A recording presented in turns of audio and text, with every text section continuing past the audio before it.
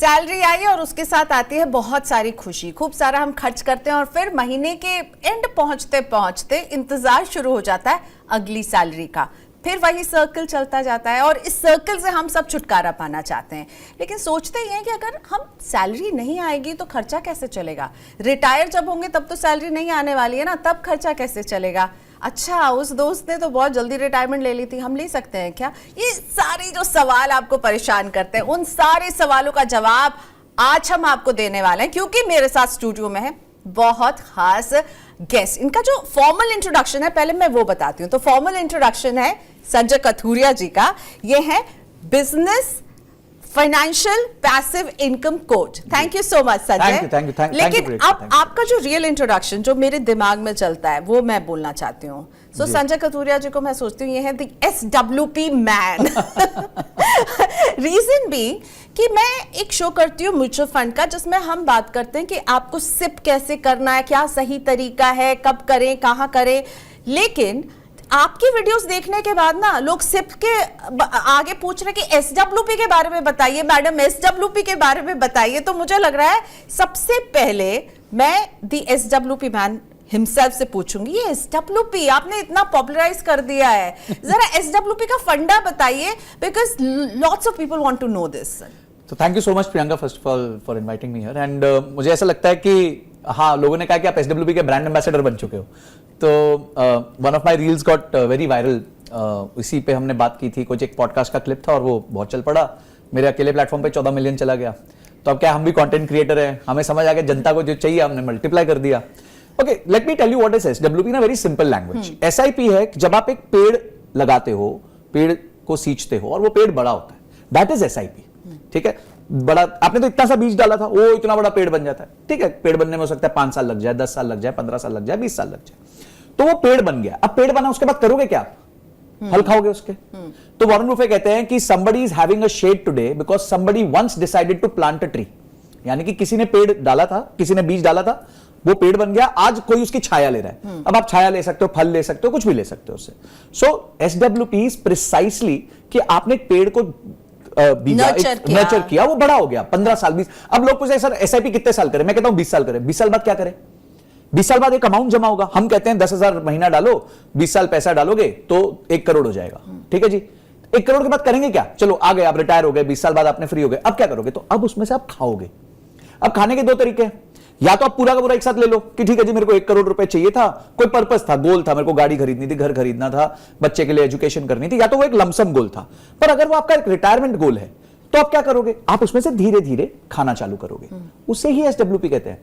आज जब कोई नेशनल पेंशन स्कीम में इन्वेस्ट करता है तो नेशनल पेंशन स्कीम क्या कहती है कि जितने साल आप डालोगे, 60 तक आप डालोगे, 60 के बाद करीबन 50 या 60% आप अपफ्रंट ड्रॉ कर सकते हो, 40% को आपको धीरे धीरे ड्रॉ करने मिलेगा। वो क्या है? वो भी SWP है। तो SWP is nothing but enjoying the fruits of your investment। जब आपका वो पेड़ बड़ा हो गया है, अब उसके फल खा रहे हो आप। लेकिन संजय ये बताइए, हम फ्रूट खाएंगे तो फ्रूट खत्म तो होगा ना। आप तो कह रहे हो कि आप फ्रूट खाते जाओ और आपका फ्रूट, मतलब आपने ये बताया है और आपके इस कैलकुलेशन को लेकर के बहुत सारे लोग अग्री भी नहीं करते हैं कि आप कह रहे हो कि ये फ्रूट है, मैं खाऊंगी तो कम होगा, आप तो कह रहे हो कि खाओगे तब भी बढ़ता रहेगा। यानी आप SWP से पैसे विड्रॉ करते रहोगे तब भी आपके लिए कॉर्पस क्रिएट होता रहेगा। ये क्या, ये मैजिक तो नहीं हो रहा है ना? ये मैजिक ही है मैम, प्रियंका मैम, ये मैजिक ही है। हाउ इट इज, मैं आपको बहुत सिंपल सरल तरीके से बताऊंगा। एक्चुअली मेरे उस रील के बाद बहुत लोगों ने मजे भी लिए मेरे, बहुत रील्स काट के उन्होंने उल्टे। See, everybody who has entered into the stock market recent, उन लोग ने जल्दी अभी आए हैं, 2020 में आए हैं। ठीक है, just to give you data, 2019 तक भारत में 100 साल से ऊपर हो गए थे स्टॉक मार्केट को और 3 करोड़ डीमैट अकाउंट्स थे। पिछले 5 साल में 14 करोड़ डीमैट अकाउंट्स नए ऐड हुए। यानी कि पिछले 5 साल में 5 गुना काम हुआ है जो 100 साल में, यानी 500 साल का काम हो गया। ठीक है, क्यों? क्योंकि कोविड आ गया, सब लोग को लगा ये कि इजी मशीन है पैसा बनाने की, मार्केट्स ने भी बुल रन दे दी, SIPs डबल हो गई, पिछले 5 साल में जो इन्फ्लोस थे वो डबल हो गए। अब आपको मैं एक रियल स्टोरी सुनाता हूं। मैं मार्केट में 2006 से हूं, मैं तब से इन्वेस्ट करता हूं। मैं SIP 2008 से कर रहा हूं, उसके बाद कुछ थोड़े टाइम बाद मैंने छोड़ दी, फिर वापस 2013 से कर रहा हूं। तो मेरी जर्नी बहुत लंबी रही है स्टॉक मार्केट में। तो वो जर्नी की वजह से मेरा कॉन्फिडेंस आता है। जब आपके पास ज्ञान होता है ना, तो आपके पास अपने आप कन्विक्शन हो जाता है। हमारे वो भगवत गीता में एक बहुत अच्छा श्लोक भी है, चौथे अध्याय का 40वां श्लोक है जिसमें कहते हैं अज्ञानाच श्रद्धानाच संशयात्मा विनश्यति क्या बात ना या लोको अस्ति परो ना सुखम संशयात्मा।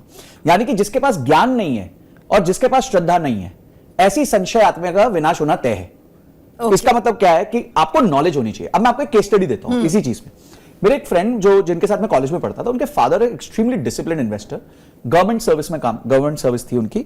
उन्होंने जिंदगी भर काम करके एक घर बनाया, कुछ शेयर्स लिए और एक म्यूचुअल फंड पोर्टफोलियो क्रिएट किया। 35-36 साल एक आम गवर्नमेंट सर्विस करता है बंदा। जब वो रिटायर हुए तो उनके पास 1 करोड़ का कॉर्पस था। उस 1 करोड़ का कॉर्पस उन्होंने एक स्पेसिफिक फंड में डाला। मैं नाम नहीं लेना चाहता यहां पे, मेरे को लोगों को लगे रिकमेंडेशन है। उस फंड में डाला। उस फंड में डाल के उन्होंने ये तय किया, प्रियंका मैम, कि 1 करोड़ का फंड है, मैं इसमें से महीने का 50,000 रुपए विड्रॉ करूंगा। और 28 तारीख को उन्होंने अपनी SWP डाल दी कि भाई 28 तारीख को ये पैसा उठ के मेरे अकाउंट में आ जाएगा। ठीक है जी। अब हर साल भाव बढ़ते हैं चीजों के, तो जी ये 50,000 कर रहा है मैंने, अब अगले साल मैं इसको 7% से इंक्रीज करूंगा, यानी कि 53,500, 553,500, फिर उसके बाद 7% ओवर एंड अबव 53,500, तो कंपाउंडिंग भी चल रही है। ठीक है। अब 10 साल निकल गए, आज 10 साल हो चुके हैं। He started this in 2014, he retired in 2014, आज 2024 है। 10 साल में मैं आपको बताता हूं क्या स्थिति है। स्थिति यह है कि उन्होंने 1 करोड़ से चालू किया था, 80 लाख रुपए वो विड्रॉ कर चुके हैं। ठीक है जी। पहले 50,000 से स्टार्ट किया था विड्रॉ करना, आज 1 लाख रुपए विड्रॉ कर रहे हैं महीने का। और वो कॉर्पस कितना होगा आपके हिसाब से? आपके हिसाब से तो खत्म हो जाना चाहिए। हाँ, मतलब फल खा रहे हैं तो खत्म होगा। तो मतलब 1 करोड़ में से 80 तो जा ही चुका था। हाँ। तो चलो 30-40 बचना चाहिए था ब्याज व्याज जोड़ के। The answer is 2.75 crore is in his mutual fund account today. How did this happen? बहुत सिंपल सी बात है मैम, कि उनका जो विड्रॉल रेट था वो कंपाउंडिंग रेट से कम था। तो वो पैसा उसी फंड में पड़ा रहा। हाँ। उस फंड का जो रिटर्न है वो उसमें आता रहा और हाँ। ये विड्रॉ करते रहे, तो उन्होंने कंपाउंडिंग ज्यादा होने दिया और उन्होंने विड्रॉल कम रखा। बस सिंपल सी बात है कि भाई आपके अगर सैलरी 50,000 आती है और आप 20,000 खर्च करते हो तो 30,000 बच जाते हैं। अगर आप सैलरी 50,000 आ रही है, आप 70,000 खर्चोगे तो आप पे उधार होगा। भाई मैथ इज सेम, मैथ में कोई बड़ी बात नहीं है, वो तो जमा घाटा ही है। तो पॉइंट ये है कि उन्होंने कंपाउंडिंग को ज्यादा तेजी से होने दिया और अपने विड्रॉल को कम रखा। अब 1 करोड़ का जो नंबर पहुंचना है वो कितना जल्दी पहुंचेंगे, ये इन्वेस्टमेंट से ज्यादा आपकी एक्टिव इनकम पे निर्भर करता है। तो अब आप एक्टिव इनकम जितनी बढ़ाएंगे उतना ज्यादा आप इन्वेस्टमेंट कर पाएंगे, क्योंकि उतना आपके पास गैप होगा खर्चों और आपके रेवेन्यू के बीच में। फॉर एग्जांपल, किसी की तनख्वाह 25,000 है तो आप क्या अपेक्षा करोगे? ज्यादा से ज्यादा 4-5 हजार की SIP कर सकता है। पर किसी की तनख्वाह 1 लाख है तो उसकी SIP क्या हो जाएगी? करीबन 20,000 तक हो जाएगी। तो यही उसको बहुत बड़ा डेल्टा मिल जाता है जब उसकी इनकम बढ़ती है। तो सबसे पहले लोगों को अपनी इनकम पे फोकस करना चाहिए कि इनकम कैसे बढ़ाए। कोई स्किल्स कर लो, कोई कोर्स कर लो, मतलब जो भी तरीके से आप कर सकते हो, फ्रीलांस कर लो, डबल इनकम कर लो। सेकंड चीज है, जैसे मैं आपको बताता हूं कि अगर किसी को 15 साल में 12% के हिसाब से 1 करोड़ चाहिए तो 20,000 रुपए महीना डालना है। ठीक है जी। अब 1 करोड़ का जो नंबर पहुंचना है वो कितना जल्दी पहुंचेंगे, ये इन्वेस्टमेंट से ज्यादा आपकी एक्टिव इनकम पे निर्भर करता है। तो अब आप एक्टिव इनकम जितनी बढ़ाएंगे उतना ज्यादा आप इन्वेस्टमेंट कर पाएंगे, क्योंकि उतना आपके पास गैप होगा खर्चों और आपके रेवेन्यू के बीच में। फॉर एग्जांपल, किसी की तनख्वाह 25,000 है तो आप क्या अपेक्षा करोगे? ज्यादा से ज्यादा 4-5 हजार की SIP कर सकता है। पर किसी की तनख्वाह 1 लाख है तो उसकी SIP क्या हो जाएगी? करीबन 20,000 तक हो जाएगी। तो यही उसको बहुत बड़ा डेल्टा मिल जाता है जब उसकी इनकम बढ़ती है। तो सबसे पहले लोगों को अपनी इनकम पे फोकस करना चाहिए कि इनकम कैसे बढ़ाए। कोई स्किल्स कर लो, कोई कोर्स कर लो, मतलब जो भी तरीके से आप कर सकते हो, फ्रीलांस कर लो, डबल इनकम कर लो। सेकंड चीज है, जैसे मैं आपको बताता हूं कि अगर किसी को 15 साल में 12% के हिसाब से 1 करोड़ चाहिए तो 20,000 रुपए महीना डालना है। ठीक है जी। यही किसी को 10 साल में चाहिए तो करीबन 40-42 हजार रुपए डालना है, और यही किसी को 7 साल में चाहिए तो करीबन 70,000 रुपए डालना है। ओके। तो यानी कि जितना आप अपने गोल को पास लाओगे, देखिए अगर 12% से ज्यादा रिटर्न मिला तो आप पे भगवान की कृपा हुई है, बस और कुछ नहीं। हम मानते हैं 12% से ऊपर रिटर्न नहीं मिल सकता, मिला तो that is just our good luck. ठीक है, विच कैन बोनस है जो आपको मिलेगा। बोनस है वो। ठीक है। और अभी क्या हुआ, लोगों को लगता है ये नॉर्मल है 12 से ऊपर, क्योंकि पीछे मार्केट्स ने बहुत अच्छा परफॉर्म किया। मैंने वो टाइम देखा है जब 3.5 साल तक मेरी SIP ने 0 रिटर्न दिया था, तो मैं वो सब टाइम्स देख के निकल चुका हूं। सो पॉइंट इज कि आपको अपनी एक्टिव इनकम बढ़ानी है। जितनी आप एक्टिव इनकम बढ़ाओगे उतना ज्यादा आप SIP करोगे, इन्वेस्टमेंट्स करोगे, और जितना ज्यादा आप SIP करोगे, इन्वेस्टमेंट्स करोगे, उतना जल्दी आपका ये 1 करोड़ का गोल नियर आ जाएगा। जिस दिन आपके 1 करोड़ हो गए तो समझिए अगर आपके 10 साल में 1 करोड़ है तो अगला जो 1 करोड़ है वो 5 साल में जुड़ता है, उसका अगला जो 1 करोड़ है वो 4 साल में जुड़ता है। तो उसके बाद कंपाउंडिंग बहुत तेज काम करती है। पर पहला 1 करोड़ जो है ना, जैसे एक चार्ली मंगर जो वॉरेन बुफे के पार्टनर हुआ करते थे, जिनका निधन हो गया पिछले साल, वो एक बहुत अच्छी बात कहते थे, थोड़ा शब्द कड़वा है, वो कहते थे द फर्स्ट $100,000 इज अ बिच, यानी बहुत मुश्किल है पहला $1,00,000, जो हमारे कॉन्टेक्स्ट में समझिए 1 करोड़ रुपए, उसके लिए आदमी को भूखा सोना पड़े, चल के जाना पड़े, कोई भी सैक्रिफाइस करना पड़े, उसको करना चाहिए, क्योंकि उसके बाद कंपाउंडिंग उसको अमीर बना देगी। ये तो समझ गए कि पेड़ कैसे लगाएं और पेड़ से फल कैसे खाएं, वो ट्रिक भी समझ गए कि वो फल खत्म भी नहीं होगा। आपने अभी एक बात कही कि भाई अगर कोई कमाता है, मान लीजिए 25,000 ही कमा रहा है, तो उसके लिए 5,000 से सफर शुरू होगा। अगर कोई आज आपको कहे कि मैं चलिए भूखा रह के अपने कुछ हॉलिडे सैक्रिफाइस करके 10,000 रुपए हर महीने में सेव करूंगा और मुझे करोड़पति बनना है, तो मुझे कितना टाइम लगेगा और मुझे क्या करना है करोड़पति बनने के लिए? देखिए 10,000 रुपए से अगर कोई स्टार्ट करेगा, अब मैं आपको मजेदार दो तीन डेटा पॉइंट देता हूं, और 12% पे कंपाउंड करेगा तो अप्रोक्सीमेटली 20 ईयर्स लगेंगे 1 करोड़ पहुंचने में। ठीक है जी। पर वो कहता है सर मैं 10,000 से स्टार्ट करूंगा, पर मेरी तनख्वाह बढ़ेगी तो मैं इनकम इन्वेस्टमेंट भी बढ़ाऊंगा, मैं 10% स्टेप अप कर दूंगा, तो वही 1 करोड़ का गोल जो 20 साल में आना था वो 16 साल में आ जाएगा, और 16 से 20वें साल में 2 करोड़ हो जाएगा। बिल्कुल सही कहा। और 20वें से लेके 25वें 26वें साल में वो 5 करोड़ हो जाएगा। तो प्रॉब्लम क्या है ना, people are not ready to wait. अब मैं आपको एक ऐसा शॉकिंग डेटा दूंगा ना, आपने भी कभी नहीं सुना होगा। म्यूचुअल फंड्स में अगर 100 लोग इन्वेस्ट करते हैं तो 3 साल के बाद आपके हिसाब से कितने इन्वेस्टर बचते होंगे?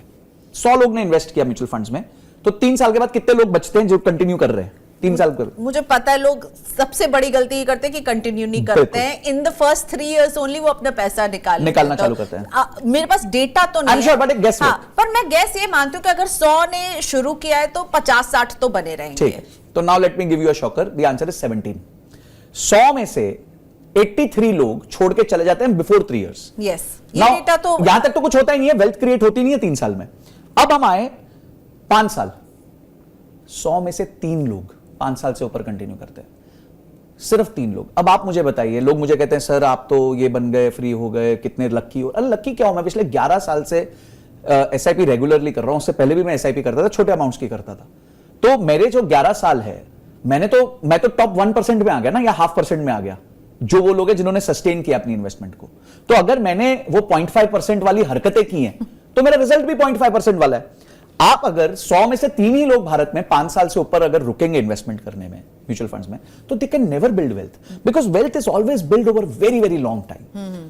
हम एक बात कहते हैं फाइनेंस में, I am happy with average returns for above average period of time, यानी कि रिटर्न्स चाहे 12-13% ही रहे, पर 20 साल 30 साल इतना लंबा टाइम होना चाहिए। तो फिर इन्वेस्टमेंट कहां करें? सबसे बेस्ट इन्वेस्टमेंट फिर क्या है जो मुझे समझ में भी आए? और क्योंकि मुझे ये लगता है कि आपको वहां निवेश करना चाहिए जो आपको समझ में आ रहा है। बिल्कुल ठीक है, आई एम श्योर, क्योंकि अगर आप नहीं समझेंगे और ऐसी जगह पे पैसा डालेंगे ना, तो आप हमेशा उस ऊहापोह में रहेंगे कि क्या हो रहा है। तो अगर करोड़पति बनना है या SWP करना है, जो भी करना है, कहाँ निवेश करें? क्या SIP के आपने जिक्र की, क्या म्यूचुअल फंड में सिप करना ही अच्छा तरीका बचता है, एक ऑप्शन बचता है? देखिए निवेश के ना, मैं आपको ना अपनी खुद की थीसिस बनानी चाहिए एक इन्वेस्टमेंट की। पीटर लिंच एक बहुत अच्छी बात बोलते हैं, you should know what you own and why you own. हमारे में से काफी लोग होते हैं जिनका दोस्त कोई फोन करता है और बोलता है भाई ये शेयर ले ले, मजा आ जाएगा तेरे को, देख तू क्या होगा। तो जब आप वो खरीद लेते हो और जम के खरीद लेते हो, क्योंकि दोस्त ने बोला तो आपके पास 10,000 था, आपने 20,000 का खरीद लिया, दोस्तों से भी ले लिए, माँ बाप से ले लिया, कोई FD तोड़ दी, कुछ कर दिया, but you don't know what you own and why you own. ना पता है कि क्या खरीद रहा हूं, उसने फोन किया और क्यों खरीद रहा हूं ये भी नहीं पता। तो आप जब इन्वेस्टमेंट्स करते हो तो इन्वेस्टमेंट्स आपकी गोल बेस्ड होनी चाहिए। आपके गोल्स होते हैं लाइफ के, ठीक है। जैसे पहला एक गोल हो सकता है कि भाई मुझे 3 साल में गाड़ी खरीदनी है, तो वो एक गोल है, उसके लिए आप इन्वेस्ट कर सकते हो। 5-6 साल में आपको शादी करनी है, शादी करके एक अच्छे हनीमून पे जाना है, फिर उसके बाद एक बच्चा प्लान करना है, बच्चे की एजुकेशन प्लान करनी है, उसकी शादी प्लान करनी है, गाड़ी प्लान करनी है, घर प्लान करनी है, अच्छा वेकेशन प्लान करना है, and end of the day retirement plan करनी है। ये लाइफ के बड़े 5-7-10 बड़े गोल्स होते हैं। कुछ गोल्स शॉर्ट टर्म होते हैं, कुछ मिड टर्म होते हैं, कुछ लॉन्ग टर्म होते हैं, कुछ अल्ट्रा लॉन्ग टर्म होते हैं। सिंपल रूल ये है कि जब भी आपका गोल जितना लंबा होगा उतना ज्यादा आप रिस्क ले सकते हो, क्योंकि मार्केट की वॉलेटिलिटी आप झेल सकते हो। अब सडनली समझिए आपका गोल 3 साल का है और आपने कोई स्मॉल कैप म्यूचुअल फंड में पैसा डाल दिया और स्मॉल कैप्स ऐसे क्रैश कर गए, तो आपका तो पैसा फंस गया। पर यही अगर 20 साल की अवधि होगी तो 2-3 साल अगर खराब भी गए तो उसके बाद रिकवर कर जाएगा। So whenever your goals are long, आप इक्विटी में इन्वेस्ट कीजिए, म्यूचुअल फंड्स में इन्वेस्ट कीजिए, और म्यूचुअल फंड्स में भी आप ज्यादा स्मॉल मिड कैप में डाल सकते हैं क्योंकि आपके पास टाइम है। जैसे जैसे आपका गोल शॉर्ट होता है वैसे वैसे इक्विटी से कम पैसा निकाल के पैसा डेट में डालिए, बहुत सारे डेट इंस्ट्रूमेंट्स होते हैं उसमें डालिए, फिक्स्ड इनकम में डालिए, कुछ पोर्शन आप FD में भी रखिए जो आपका इमरजेंसी फंड होता है। पर मैं आपको एक ही सजेशन दूंगा, क्योंकि देखिए हमारा मेन काम जो है वो स्टॉक पिकिंग नहीं है, और स्टॉक पिकिंग करना, उसको रखना, उसको होल्ड करना, ये बहुत मुश्किल काम है, क्योंकि रोज आप टिकर देख रहे होते हो। तो मेरा आग्रह सबसे यही होता है, मैं भी यही करता हूं, म्यूचुअल फंड्स में पैसा डालो, क्योंकि म्यूचुअल फंड्स एक्चुअली सही है सही से काम कर लो। लेकिन अभी जो संजय जो नंबर्स दिए ना वो बड़े स्टार्टलिंग है कि भाई हार्डली 17 लोग थे जो 3 साल के बाद भी अपने निवेश को जारी रख रहे हैं, उसके बाद भी आपने फिर जो दूसरा नंबर दिया 3 लोग थे जो 5 साल। तो क्यों लोग भाग जाते हैं? उन्हें आप क्या मैसेज देना चाहेंगे, क्यों भाग रहे हैं लोग? इसको ना मैं अपने एक पर्सनल केस स्टडी से बताता हूं, ठीक है। मैंने 2016 अक्टूबर में एक एसआईपी चालू की थी 30,000 रुपए महीने की। This was in a small cap fund में था, नाम नहीं लूंगा अगेन। तो प्रियंका आप मानेंगे 3 साल फ्रॉम 2016 अक्टूबर टू 2020 फरवरी, 3.5 साल, ये पैसा 1 रुपए का रिटर्न नहीं था मेरे पास। मतलब जितना एवरेज एनएवी था, क्योंकि जब आप एसआईपी करते हो तो आपको एवरेजिंग हो जाती है ना, कभी ऊपर भी खरीद लिया, कभी नीचे भी खरीद लिया। तो जो मेरी एवरेज एनएवी थी वो उस फंड की उस दिन की एनएवी थी, सेम थी, 0 रिटर्न्स आफ्टर 3.5 years। इतने में लोग छोड़ के बाय बाय कर जाते हैं कि यार थैंक यू, पापा बोलते हैं यार इससे अच्छा तो एफडी में डाल देता, ये कहां फंसा दिया, ये कहां किन लोगों को, यूट्यूबर्स को सुन सुन के हमारी तुमने जान खा ली। ठीक है, कोई नहीं जी, नो प्रॉब्लम। पर अभी सर्कस चालू होगा। फिर आ गया मार्च 2020 को वो मेरा फंड 25% गिर गया। अब आप सोचिए, मैं 3.5 साल से इन्वेस्टेड हूं और वो फंड अब करीबन 25% डाउन है। पर हमें तो पता है, ज्ञान है कि भाई लंबे समय में पैसा बनता है। टुडे, आज उसको 8 साल हो गए हैं पैसा डालते हुए, करीबन 29 लाख रुपीस उसमें डल चुका है। गुरुजी आपका ज्ञान जो है। 29 लाख अभी डला था, मेरा एसआई इन्वेस्टमेंट है। अच्छा, the value of that fund is 82 lakhs। हाँ, तो गुरुजी तो हो ही ना आप। तो आप वो टिके रहे, वो 0% माइनस नेगेटिव, तो टिके रहना। 8 साल हो गए ना आज, देखो 8 साल में पैसे बन गए। अब अगर मुझे कोई आके बोले नहीं सर आप लक्की थे, भाई मैं लक्की नहीं था, लक्की भी होऊंगा, पर लक्की के लिए मैं पिच पे बना भी रहा। आप पिच ही छोड़ दोगे तो लक्की कैसे बनोगे? पर वो भी तो अपनी रिस्क टेकिंग एपेटाइट है ना। वो आप जानिए। आपने वो लिया, हो सकता है किसी को लग रहा होगा मेरे पैसे मतलब डूब रहे हैं। देखिए पॉइंट यही है कि आप जब तक एजुकेट ही नहीं होंगे, लोग कोई भी कोर्स करते हैं, ठीक है, स्कूल में 16-18 साल निकाल देते हैं, 4 साल कॉलेज में निकालते हैं, 2 साल पोस्ट ग्रेजुएशन में निकाल देते हैं, पर 2 महीने के लिए कोई नॉर्मल चीज फाइनेंस की समझना नहीं चाहते कि गोल प्लानिंग कैसे होती है, म्यूचुअल फंड्स काम कैसे करते हैं, हिस्टोरिकली म्यूचुअल फंड्स ने कैसे रिटर्न दिया है, जो लोग अमीर बने हैं वो कैसे अमीर बने, वो तो स्टडी कर लो, होमवर्क करना पड़ेगा, थोड़ा तो होमवर्क करो भाई। सेबी भी ये कहता है कि ट्रेडिंग करके लोग अमीर नहीं बनते। 100 में से 93 लोग 3 साल में 1,81,000 करोड़ रुपए हार चुके, और 7% जो बना रहे हैं वो सारे या तो एल्गो कर रहे हैं, या फिर कोई एफपीआई है, या कोई एफआईआई है, कोई बहुत बड़ा शेयर बैठा हुआ है उधर। तो फिर भी नहीं, लोगों को क्विक मनी चाहिए तो वो जाएंगे फ्यूचर्स ऑप्शंस खरीदने के लिए। मैं कहता हूं अगर वो भी करना चाहते हो पहले सीख तो लो। मैम आप बताओ कि अगर हम दोनों बैठे हैं आज रूम में, तो हमने कभी कोई मेडिकल नहीं करी, आज हम क्या जाके सर्जरी कर सकते हैं? नहीं कर सकते ना। हमारे को 5 साल पढ़ना पड़ेगा, उसके बाद 5 साल इंटर्नशिप करनी पड़ेगी, तब शायद जाके हम सर्जन के पीछे खड़े होंगे ट्रे लेके, फिर वो अच्छा ये दे दो, 7 का पाना दे दो, 10 का पाना दे दो, ये करेगा। But in trading in investment everybody feels कि मैं कल आऊंगा और परसों पैसा बनेगा। But let me tell you, stock market is the most difficult way to make easy money. और सबको ज्ञान है, और सबको ज्ञान, सबको पता है वो शेयर जो भागने वाला है। बिल्कुल दोस्त है ना कोई ना कोई, तो दोस्त पे डिपेंड मत करो, डेटा पे डिपेंड करो। अब आपने गोल प्लानिंग की बात की, सो मनी 9 में हम हमेशा गोल प्लानिंग की जो बात करते हैं कि आपके गोल्स होने चाहिए। एक गोल जिसके बारे में जो हम कहेंगे हमारी इंडियन मेंटालिटी की वजह, अपना घर हो। आप तो कहते हो अपना घर रखो ही नहीं, आपने तो घर ही नहीं रखा है अपना, आप अभी भी रेंट में रहते हो और आप कहते हो घर ही मत रखो।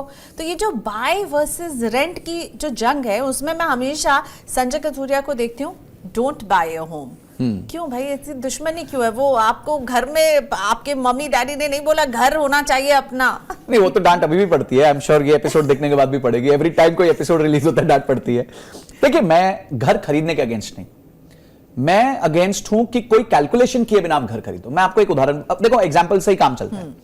हम एनसीआर में, आप मुझे बताइए, मैं नहीं बोलूंगा, आप ही बताएंगे, मैं अपने आप जवाब निकालूंगा उसमें से। एक 2 बेडरूम हॉल किचन का घर एनसीआर में आज कितने का होगा? नोएडा में, ग्रेटर नोएडा में छोड़ो, पिछले 6 महीने में दाम इतने बढ़ गए हैं कि वो 1 करोड़ से नीचे कुछ है ही नहीं। ठीक है जी, एकदम 2 बेडरूम की भी अगर मैं बेसिक भी बात करूं तो 1 करोड़। ठीक है, चलो हम फिर भी 80 लाख लेते हैं, चलो कोई और थोड़ा दूर दराज चले गए, एनसीआर एरिया में चले गए, ठीक है। आप तो 1 करोड़ कह रहे हो, मैं 80 लाख कहता हूं। 80 लाख रुपए में आपको सबसे पहले 20% डाउन पेमेंट करना है, ये तो रूल है। 16 लाख रुपए ठीक है, 16 लाख रुपए पहले आपको जमा करना है, चलो वो आपके फादर ने दे दिया, आपके फादर इन लॉ ने दे दिया, किसी ने भी दे दिया, रिलेटिव ने दे दिया। अब बचा 64 लाख रुपीस। 64 लाख रुपीस की किश्त आएगी करीबन 50 to 53,000 रुपीस, 850 रुपीस पर लाख की किश्त होती है। अगर आपको 50-52 हजार रुपए का ईएमआई देना है तो आपकी तनख्वाह मिनिमम 1.25 लाख रुपए होनी चाहिए और आप पे और कोई उधार नहीं होना चाहिए। तो 1.25 लाख की तनख्वाह मतलब करीबन 15 लाख रुपए आपके साल की कमाई होनी चाहिए, तब कहीं जाके आप एनसीआर में एक 2 बेडरूम हॉल किचन का घर अफोर्ड करने की क्षमता रखोगे, जिसमें आप 52-53 हजार रुपए की ईएमआई दोगे। चलो मैं कहता हूं खुश रहो, कोई नहीं, अच्छा है ना, घर अच्छा लग रहा है आपको, घर अपना है तो कोई प्रॉब्लम नहीं है। लोग कहते हैं सर इमोशनल डिसीजन है, मैं कहता हूं इमोशनल डिसीजन लेने के लिए भी आपकी औकात होनी चाहिए, कि अगर आपकी औकात होगी तब तो आप इमोशनल डिसीजन ले पाओगे, नहीं तो आप ले ही नहीं पाओगे। इमोशनल डिसीजन का क्या करोगे? So let me give you another data point here कि हमारे जो हाउसिंग इंडस्ट्री के भीष्म पितामह है दीपक पारेख जी, जिन्होंने एचडीएफसी लिमिटेड खोली थी तब अर्ली 1970s 80s में, उनका एक रेशियो था, वो कहते थे कि आपकी तनख्वाह का 4 गुने से ज्यादा आप घर नहीं ले सकते। ठीक है, तनख्वाह मतलब एनुअल इनकम का, तो अगर मेरी एनुअल इनकम 20 लाख है तो ही मैं 80 लाख का घर ले सकता हूं। तो हमारी कैलकुलेशन में भी मोटा मोटा वही इक्वेशन आ रही थी। अब आप देखिए कि एक व्यक्ति 3 लाख रुपए साल का कमा रहा है, 25,000 रुपए महीने में, वो कितने का घर ले सकता है? 12 लाख का। अब बताओ 12 लाख का क्या मिलता है? नहीं मिलता। आज नोएडा में 10 साल पहले या 7 साल पहले जो घर के एवरेज प्राइस थे वो तनख्वाह के 2.5 से 3 गुना होते थे, एवरेज तनख्वाह के नोएडा वालों के। आज वो नंबर 11 गुना है, 11 times. You can't afford a house today. So point is कि आप क्यों अपने आप को बर्डन में डालना चाहते हो? दूसरा एक एग्जांपल देता हूं। मैंने जब अपना करियर स्टार्ट किया तो जिस घर में मैं रहता हूं बॉम्बे में, मेरे पेरेंट्स का घर है, तो वो घर मैं उधार लेके भी नहीं खरीद सकता था। मतलब मेरी तनख्वाह इतनी नहीं थी कि मेरे को उतना उधार मिल जाए कि मैं वो घर ले लूं जहां वो घर था। आज मैं वो घर अपने कैश इन बैंक से, जो मेरे पास म्यूचुअल फंड्स हैं, पैसा है, उससे मैं वो घर 5 बार ले सकता हूं बिना किसी लोन के। तो क्या ज्यादा तेजी से कंपाउंड किया, मेरा घर या मैं? ऑब्वियसली मैं, क्योंकि मैंने अपने आप पे निवेश किया, मैंने एसआईपीज करी, मैंने अपनी स्किल बढ़ाई, मैंने अपने जॉब में अपनी ग्रोथ तेजी से ली, तो उसने मुझे आज इतना फायदा दे दिया कि मैं वही घर 5 बार अपने जेब से खरीद के देख सकता हूं, मेरे को उधार लेने की 1 रुपए की जरूरत नहीं। So you are your best investment in early days. आप 22 साल के हो, 23 साल के हो, 25 साल के हो, you are your best investment. जब आप 40 हो गए, 45 हो गए, तब आप बोलते ठीक है स्टेबिलिटी है, इनकम अच्छी हो गई, चलो जी आज मेरे 30 लाख रुपए की तनख्वाह हो गई साल की, 35 की हो गई, 36 की हो गई, तो मैं चलो 1 करोड़ का घर ले लेता हूं, कोई टेंशन नहीं है, स्ट्रेस नहीं है, मैं पे ऑफ कर दूंगा। पर आप कह रहे हो कि स्ट्रेस लेके घर लेने का कोई मतलब ही नहीं है। स्ट्रेस लेके कोई भी स्पेंड करने का कोई मतलब नहीं है। तो रेंट पर रहो। अगर आपकी क्षमता नहीं हो रही है, आप पैसा नहीं दे पा रहे तो रेंट। तो बेसिकली कैलकुलेशन यही बैठा ना कि आपकी सैलरी कितनी, आपकी ईएमआई कितनी कट रही होगी, क्या आप वो अफोर्ड कर सकते हो और उतनी ईएमआई देके आप पीसफुली सो सकते हो या नहीं? बस देखो, एंड ऑफ द डे आप कोई भी सोशल, मैं कहता हूं सोशल ड्रामा के लिए सोशल ट्रॉमा मत लो, ठीक है ना? तो सोशल ड्रामा है ना ये सारा। आप खुश नहीं हो, आपने घर ले लिया, किस्त चुकाने के लिए आप उधार लिए जा रहे हो, आप स्ट्रेस में हो, तो ये घर किसको दिखा रहे थे भाई? हाँ। किसके सामने शो ऑफ कर रहे थे? मैंने कई लोगों को सुना है कि हम नौकरी इसलिए कर रहे हैं क्योंकि ईएमआई कट। हाँ, वो तो मैं कभी कभी कहता हूं मजाक में कि अगर आपको नौकरी से प्रेम करना है तो ईएमआई ले लो।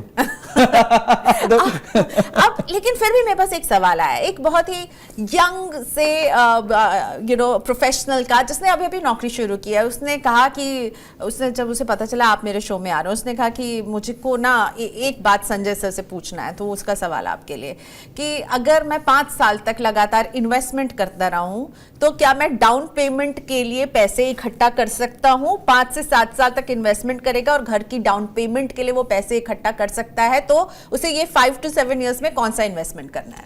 बहुत बढ़िया क्वेश्चन है एंड दैट्स वेरी गुड। तो इसको एक इक्वेशन से कर लेंगे फिर से। समझिए आज वो घर लेना चाहता है और आज वो घर जो है जहां जो वो लेना चाहता है वो लेट्स से है 80 लाख का फॉर एग्जांपल। तो 7 साल बाद मेरा ये अजम्पशन है कि वो घर एटलीस्ट 1.25 करोड़ का हो जाएगा, ठीक है? तो 1.25 करोड़ रुपए उसको 7 साल बाद का घर लेना है। अब उसकी डाउन पेमेंट करना चाहता है, 1.25 करोड़ के घर की डाउन पेमेंट 25-30 लाख रुपए के आसपास होगी, तो उसको 7 साल में 30 लाख रुपए जमा करना है। अगर बिना इंटरेस्ट के भी देखें तो मतलब साल का 4 लाख रुपए निवेश करना है। अगर निवेश का कंपाउंड इंटरेस्ट जोड़ लेंगे तो मोटा मोटी मुझे लगता है 2.5 से 3 लाख रुपए उसको साल का यानी 20,000 रुपए महीना निवेश करना पड़ेगा, तब कहीं जाके वो इस घर का डाउन पेमेंट जमा कर पाएगा। फिर उसको लोन लेना होगा 1 करोड़ रुपए का, जिसपे उसकी किस्त बनेगी 85,000 रुपीज पर मंथ, जिसको पे करने के लिए उसकी तनख्वाह होनी चाहिए करीबन 2 लाख रुपए। ओके, तो ये क्वेश्चन मैंने आपको दे दिया। पूरी सैलरी कितनी होनी चाहिए, कितनी ईएमआई, कितनी सिप, सब बता दिया। Now coming back to the most essential part, आजकल लोग बड़ा ये fire financial independence, retire early, and आप उसकी ज्वलंत एग्जाम्पल हैं। 39 में आपने 39 ईयर ओल्ड थे और आपने रिटायरमेंट ले ली, Right. इसीलिए आप मेरे भी आइडल हो, ठीक है। वो 39 में पार कर चुके हो, लेकिन still you my idol. FOMO हो रहा है आपको देख करके, और आपकी ये जिंदा दिली को देख करके। आपने मतलब यहाँ पर बैठे बैठे आपने मुझे वॉरेन बफेट सुना दिया, चार्ली मुंगेर सुना दिया, और गीता भी सुना दिया। Okay, I mean what a life. I am God has been kind. I envy you. How did you achieve this? ये आपने विदम ऑफ, जितने लोग कहते हैं ना ये फाइनेंशियल इंडिपेंडेंस, रिटायर अर्ली सुनने में अच्छा लगता, होता नहीं है। आप तो एग्जांपल हो उसके। ये आपने बहुत अच्छी बात बोली। हम कहते हैं फाइनेंस में, don't envy the rich, envy the free. I am envying you. तो कभी भी रिच को एनवी मत करो, जो फ्री है उसको एनवी करो, क्योंकि उससे रिच कोई नहीं है। I envy you because you're free, but you're also rich. Rich तो नहीं कहूंगा, बट हाँ, I think I have enough to sustain my life. और देखिए ये ना it's a part of plan. मतलब ये चीजें ना थोड़ी आपको प्लान करनी पड़ती है। तो when I was very young, मुझे ये था कि मुझे जिंदगी भर नौकरी नहीं करनी है। एंड जब मैंने स्टार्ट किया था, मेरे पास नौकरी के अलावा कोई विकल्प नहीं था। My father used to work with ONGC, we didn't have any business, I didn't have any business mind, but I was very financially disciplined because of my father. मेरे फादर बहुत एक्सट्रीमली फाइनेंशियली डिसिप्लिन्ड व्यक्ति हैं, और वो 1980 से stock market में हैं, तो उन्होंने भी मुझे घुसा दिया। मेरा PPF अकाउंट खुला था जब when I was 22 years old. Today तो people open it early because अब एजुकेशन आ गई है, पर तब 2008 में किसी का at that time PPF account खुलना 2006 में, तो लोगों को इतना पता ही नहीं होता था PPF के बारे में। तो पापा ने खुलवाया, वो अब मैच्योर भी हो गया, तो मैं उसकी रिन्यूअल करते जा रहा हूं। मेरे दोस्त तो अभी बोलते हैं यार हमें PPF अकाउंट अभी तो खुलवाना बाकी है। तो this is how early I was in everything. फिर उसके बाद मुझे क्लियर था कि भाई देखो, पैसे बनाने हैं तो पैसे बनाने पड़ेंगे। यानी I always used to work on double income. मैं अपने जॉब के साथ साथ पढ़ाता भी था, तो वहां से भी मैं इनकम लेके आता था। फिर मैंने फोकस किया, जब मैं मर्सिडीज खरीद सकता था तो मैं होंडा सिटी खरीदता था, जब मैं नई गाड़ी खरीद सकता था मैं पुरानी गाड़ी खरीदता था। तो मैंने ना शुरू के लाइफ के बहुत सैक्रिफाइसेस किए, जिसने मुझे वो स्पेस दिया है कंपाउंड करने का। तो अगर आप समझे, मेरे दोस्त ने मर्सिडीज ली, उसकी 70,000 की किस्त बनी, मेरी 15,000 की किस्त बनी, तो मेरे पास 55,000 रुपए बच गए। वो 55,000 रुपए निवेश हुए, और उन 55,000 रुपए ने मुझे फायर कर दिया। तो this is a cycle, you have to live this cycle. थोड़ा क्या कहते हैं ना, वो जैसे सुभाष चंद्र बोस जी ने कहा था कि तुम मुझे खून दो, मैं तुम्हें आजादी दूंगा। तो हर आजादी खून मांगती है, तो फाइनेंशियल आजादी भी थोड़ा खून मांगेगी शुरू में। स्वेट इज ब्लड, और आपने वो बहाया। हाँ, Yes. तो मुझे ये बताइए, जो आपकी तरह फायर होना चाहते हैं वो क्या करें? देखिए, फायर के ना 2 एलिमेंट है। लोग फोकस करते हैं अर्निंग पे। एक बहुत इंपॉर्टेंट एलिमेंट का ये कि आप अपने खर्चों को कितना कंट्रोल करते हैं। और आज वो हो रहे नहीं UPI के जमाने में। मैं अपनी क्लास लेता हूं, जब भी पूछता हूं तो सर बोलते हैं सबसे बड़ा खर्चा क्या है? UPI। और UPI ना, मतलब वो it's become like a video game कि and how can you forget iPhone? हाँ, आईफोन तो चलो उधार वाली जिंदगी है, buy now pay later, die now live later. तो खर्चे कंट्रोल नहीं होते। खर्चे देखिए कंट्रोल करना वही जरूरी है, और इसके लिए ना आप फ्रेमवर्क बना दो। मैं आपको सिंपल फ्रेमवर्क दे देता हूं। आपका पैसा आ रहा है ना, समझिए सैलरी अकाउंट में आ रहा है, उसमें से एक पर्टिकुलर पोर्शन अपनी आंखों के सामने से अदृश्य कर दो, गायब कर दो। है ही नहीं वो, भाई हमारे पास है ही नहीं। जब तक आप इतने स्ट्रिक्ट नहीं रहोगे ना अपने साथ, तब तक आप अपनी फाइनेंशियल इंडिपेंडेंस की जर्नी नहीं अचीव कर पाओगे। सेकंड, क्लियरली अपना गोल सेट करो कि आज से कितने साल बाद मुझे फाइनेंशियली फ्री होना है, उसके लिए मुझे कितना पैसा चाहिए उस टाइम पे। आजकल ये सब कैलकुलेटर्स बहुत इजीली अवेलेबल है। और उसके साथ साथ बैक प्लानिंग करो कि मुझे कितना पैसा निवेश करना होगा। क्या मेरी आज की सैलरी इतना सपोर्ट करेगी? अगर नहीं करेगी तो मैं ऐसा क्या करूंगी मेरी सैलरी बढ़े। So when you start asking yourself, when you reverse engineer your life, if you want to see yourself free at 40, ठीक है, मैं किताब लिख रहा हूं 40 एंड फ्री, मतलब आप अगर अपने आप को 40 पे फ्री देखना चाहते हो, तो उसके लिए पहले अपनी लाइफ को रिवर्स इंजीनियर करना पड़ेगा आपको। उसके लिए आपको मेहनत भी ज्यादा करनी पड़ेगी, बचत भी करनी पड़ेगी, निवेश भी करना पड़ेगा, अच्छी इनकम भी लानी पड़ेगी, और उसके साथ साथ अपने एक रेजिमेंटेड जीवन जो होता है ना, जैसे एक आर्मी वाले का जीवन होता है, वैसा जीना पड़ेगा। 40 एंड फ्री आपकी किताब आने वाली, हाँ, वेटिंग फॉर इट। हाँ, thank you so much. Hindi में, इंग्लिश में? दोनों में करेंगे। दोनों में आएगी, क्या बात है। चलिए, तो बहुत सारा ज्ञान ले लिया, अब मैं कुछ आपसे एक रैपिड फायर कुछ आपसे पूछना चाहती हूँ, जो कि मैंने आपकी रील्स और वीडियोस में अभी तक नहीं देखा है। So I really want to know, because चलिए, तो आपका फेवरेट खाना क्या है? अरे अच्छा, ये तो पर्सनल हो गया। ओके मेरा फेवरेट खाना वैसे तो मुझे राजमा चावल बहुत पसंद है। आई लव राजमा अब चावल। पता मैंने क्यों पूछा ये? क्यों? क्योंकि हम चाहते कि हम लोग भी राजमा चावल खा के आपकी तरह ही जाएं। प्रॉब्लम ये है कि राजमा चावल खा के आप ऐसे बन सकते हो पर आप फायर नहीं दिला कुछ पाओगे। तो ज्ञान मिलेगा राजमा चावल से। मेरा भी फेवरेट है राजमा चावल। ठीक है, अब आपकी फेवरेट हॉलिडे डेस्टिनेशन, आपने इतनी मतलब आपने बता दिया कि भैया खर्चे नहीं करना तो छुट्टी नहीं मनाते हैं क्या? नहीं, मैं बिल्कुल छुट्टी मनाता हूँ और मैं देखिए I am budgeted, I am very well budgeted. मुझे पता होता है मुझे साल में कितना किधर खर्च करना है। तो कहाँ जाते छुट्टी? मेरा favourite place to go is Dubai. I just love that place. मैं वहाँ काफी जाता हूँ, घूमता हूँ, फिरता हूँ, दोस्तों से मिलता हूँ एंड बस वो मेरे को काफी अच्छी लगती है। और इंडिया में? इंडिया में सो इंडिया में काफी जगह है, हिल्स हैं, हिल्स को बहुत पसंद करता हूँ। तो यहाँ मसूरी हो गया, ये सब जगह हो गई, वहाँ चले जाते हैं। तो you are a hill person? Yes, ठीक है। बिकॉज बॉम्बे रहा हूँ 22-23 साल, तो बीच तो बहुत देखा है। तो आपकी सबसे फेवरेट चीज, कोई फेवरेट पोजेशन, कोई जो आपको बहुत प्यारी है, जो आपने बड़े शौक से खरीदे हो, कुछ आपका कोई फेवरेट शू, बैग, घड़ी, कोई सबसे फेवरेट चीज और सबसे महंगी चीज? देखिए महंगी तो गाड़ी है ऑब्वियसली, बिकॉज वो महंगी हो ही जाती है जब गाड़ी होती है। कौन सी गाड़ी है? मेरे पास फॉर्च्यूनर है। ओके, बट यूज्ड है। सेकंड हैंड, वहां पे भी बचाया आपने। Yes. और वैसे और क्या है फेवरेट कोई पोजेशन आपकी? नहीं, ऐसे मैं बहुत ज्यादा वैसा नहीं हूँ, चीजों से अटैच नहीं हूँ, बिल्कुल भी नहीं हूँ। तो मुझे वो सब नहीं समझ आता कि अटैचमेंट कैसे होती है। आपकी फेवरेट बुक? मेरी favourite book Bhagavad Gita. Okay. Bhagavad Gita is for mind control and for overall learning is that. But उसके अलावा there's a very beautiful book of on finance which is Psychology of Money, which is by Morgan Housel. वो हर व्यक्ति को पढ़नी चाहिए। It should, मेरे को लगता है कि कोर्स में कंपलसरी कर देनी चाहिए। वो इतनी इंपॉर्टेंट बुक है लाइफ के लिए। और आपका फेवरेट इन्वेस्टमेंट? इन टर्म्स मेरा फेवरेट इन्वेस्टमेंट म्यूचुअल फंड्स है, क्योंकि मेरी सारी वेल्थ म्यूचुअल फंड्स में ही है और म्यूचुअल फंड्स से ही है। तो मतलब I just love them. Which is your non favourite investment, जो इसको आप बिल्कुल नहीं पसंद करते हैं? My non favourite investment is stocks. I don't like to do them directly. वो बहुत टेंशन देते हैं। मैं आज कोई स्टॉक खरीद लिया, वो कल 10% गिर गया, 5% ऊपर हो गया, वो मुझसे झेला नहीं जाता। तो I am a very stable person. धीरे धीरे कछुआ हूं मैं, तो पर प्रॉब्लम ये कछुआ ही रेस जीतता है। तो ये जो इन्वेस्टमेंट वाली जर्नी है उसमें कछुआ ही जीतता है, खरगोश नहीं जीत सकता। चलिए, thank you. On that note, कछुआ ही जीतता है और बिल्कुल उसे ही जीतना चाहिए। Slow and steady wins the race. Thank you so much Sanjay, it was so much fun talking to you today. Thank you so much. Thank you Priyanka ji, thank you so much.